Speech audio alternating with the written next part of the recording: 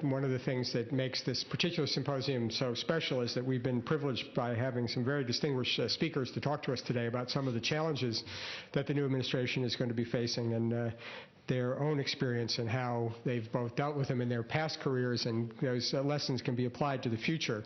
And in particular, I'm delighted to have the chance to introduce Congressman Rob Portman this afternoon. We talk a lot at the LBJ School about what we think the model of public service is all about, and the sense in which individuals can make a difference for their country when they have that kind of commitment. And there are few better examples than the example of Congressman Portman, who in a variety of capacities over the last 2 decades has proved himself one of the most effective and committed public servants in national life today. He has served for a decade as a congressman originally from Cincinnati, and was elected to Congress in 1993, and had really a remarkable career as an individual who had tremendous respect from members on both sides of the aisle and from the executive branch, and really a remarkably effective legislator, something that President Johnson would be particularly appreciative of.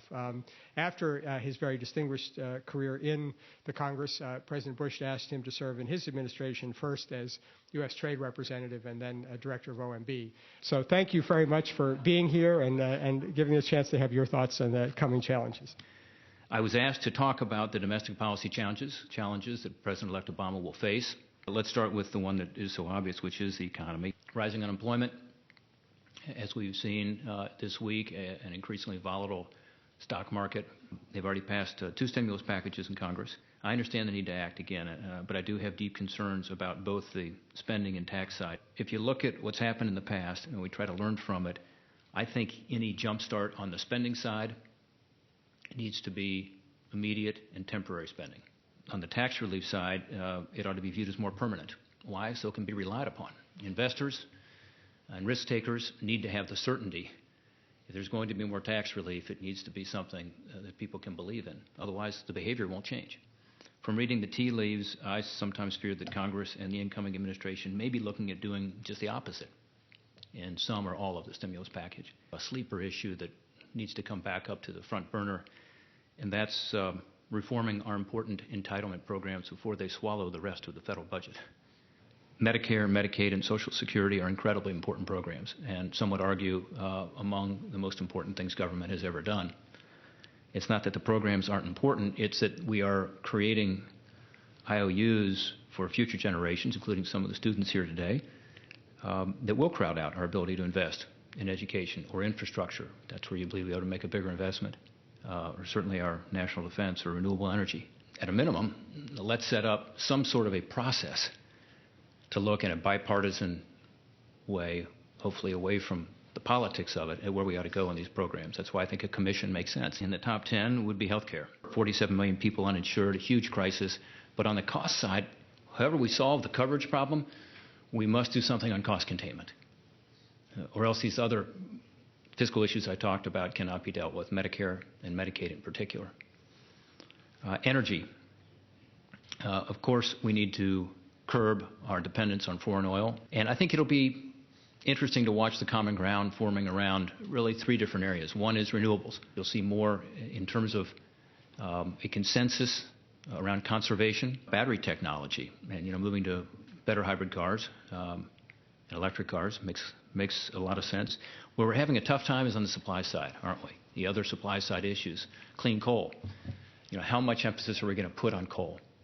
We have 200 or 300 years in the ground. It's obviously something we should try, but it's so expensive and the technology is not there yet. But that's something where I think that we need to find a consensus and move forward. Preparing our workforce for the demands of the global economy. You're doing it here.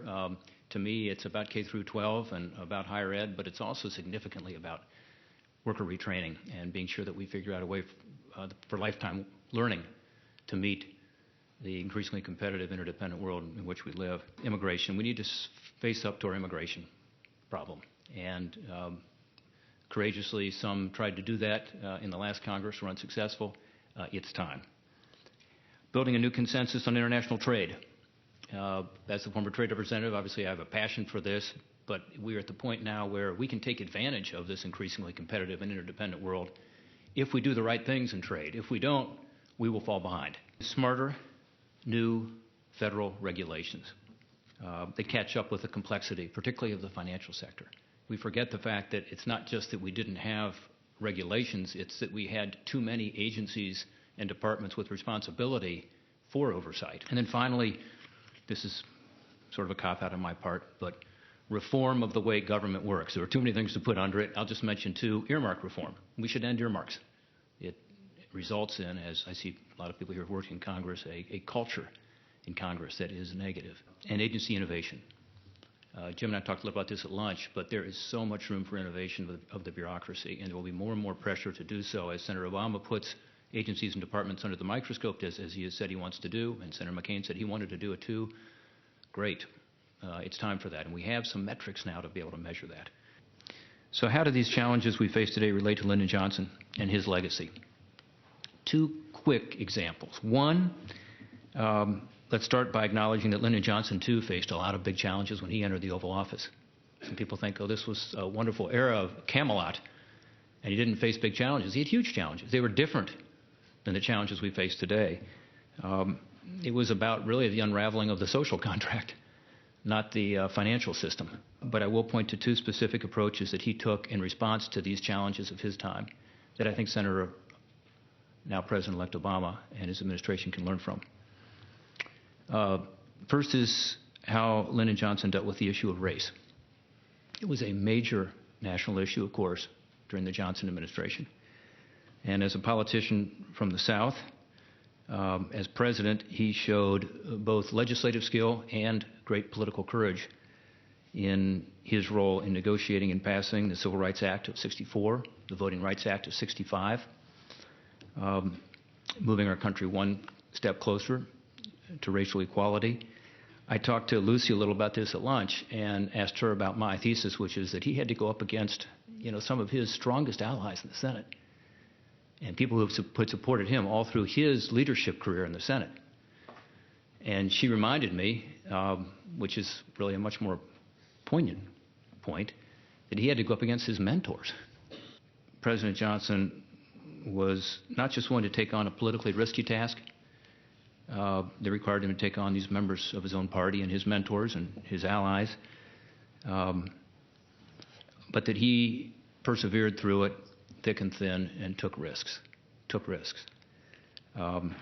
So I would hope that Senator Obama, who's going to face as president some of these same challenges, will learn from that lesson. The second example, and one I think Senator Obama should also study, is related to fiscal matters.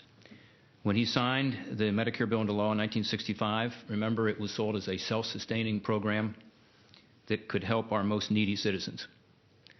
Today, it's an expanded program, as I said earlier, on autopilot. And with rising costs and an inherently flawed generational funding structure, which is shared by Social Security even more so, since Social Security relies even more on the payroll tax, it's putting enormous pressure, as we've talked about, on the budget.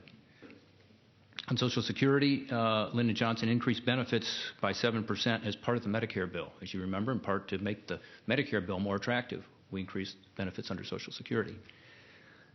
President Johnson also, at the recommendation of the President's Commission on Budget Concepts, became the first president to propose a unified budget, meaning, of course, that the Social Security revenues were then on budget and included in the overall budget. Clearly, to get our fiscal house in order, we've got to reform these critical programs. And anytime you put a program together, including a stimulus package, in about a month and a half in Congress, it's very difficult to know with certainty what the long-term, even mid-term, even short-term sometimes, fiscal impacts are going to be. But the lesson, and I think the point really is the same one I discussed at the outset, is that President-elect Obama should look very carefully at the long-term fiscal implications of any new public policy in this area. Well, again, it's been great to be with you today. I'd like to finish by suggesting that perhaps the most important legacy of Lyndon Johnson is in how he governed.